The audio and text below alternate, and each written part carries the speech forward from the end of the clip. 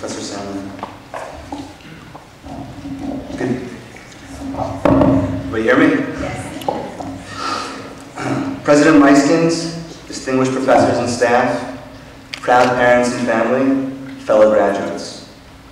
One of the oldest tricks in the oratory playbook is to start off a speech with a hook for the audience by quoting a famous person.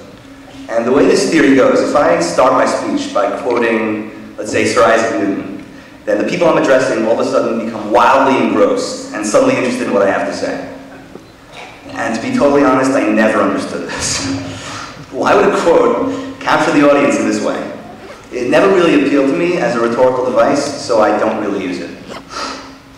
And yet now I'm going to violate my own rule. I'm going to quote Cicero, who's maybe the greatest Roman orator. And today I feel justified doing it though, because I think the quote is really interesting and thought-provoking. So Cicero wrote, "Gratitude is not only the greatest of virtues, but the parent of all others." So I was thinking about what to say, and I saw this quote, and I read it, and I was like, what is Cicero talking about? Because, I mean, sure, gratitude seems like it's an important thing. And I know from my experience, and I'm sure all of you, when I was little, my mom told me, somebody does something nice for you, you have to say thank you, no matter what. But what makes gratitude the parent of all other virtues? If somebody asked me, I'd say maybe truth is the parent of all virtues, or maybe honesty. But gratitude, what was Cicero thinking? So I have a certain amount of faith in Cicero. I think he was a pretty intelligent guy. So I thought about it for a little while, and I think that Cicero is saying something that's pretty important. When somebody expresses gratitude, he's not just saying a few short words. He's actually undergoing a certain transformation. He obliterates the egotistical notion that the world revolves around himself and acknowledges that someone else took the time to go out of their way and do something for him.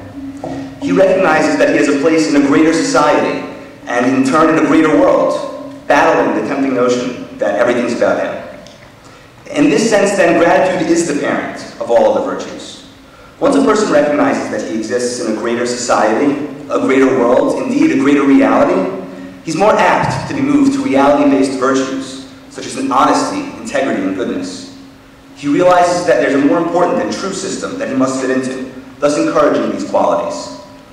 Cicero's idea reverberates today in the business world as well. There, too, a person needs to constantly recognize the importance of gratitude.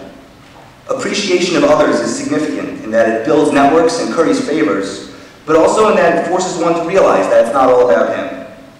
Business is a team game, and just like Dan Marino needed his offensive line, and for anybody I just lost, that's a football analogy, so too Rupert Murdoch needs his officers and his managers and the people down in the newsroom.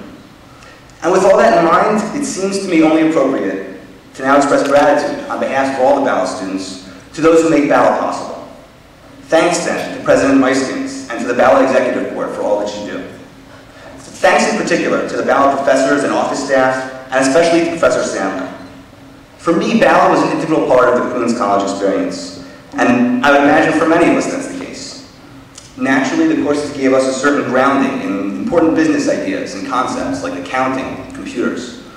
But they were really a lot more than that. The classes brought honors students together, creating lively discussion and debate about business topics that were both theoretical and practical, current and historic. They informed us as consumers, as potential professionals, and as citizens. Maybe most importantly, though, they brought out the best in many of us. For this, we thank you.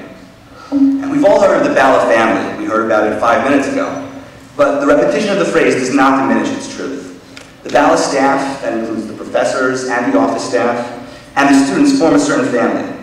I've hung out with professors between classes, just like joking around, and I seem to make new friends in every Balla class that I take. This doesn't just make Balla a fun program to be part of, though. It makes the learning in the classroom more fun as well. For this, I need to personally thank my professors, especially the fun ones. You know who you are. You took a golden experience for me and encrusted it with diamonds. Personally, I need to make a couple more thank yous. The first goes to you guys, my fellow Balla students. Thanks for the engaging discussion and the help on projects. Thanks for the encouragement in and out of class. And just most of all, thanks for the friendship. Last but not least, and definitely most, to my family, thanks for being you. Thanks for loving me and helping me, but at the same time pushing me when necessary. Thanks in particular to my sisters for being my role models. And finally, thanks to my parents for making and molding me into what I am today. All the good that I can possibly hope to embody is only because of you, and reflects directly on your guidance, teachings, and ideals.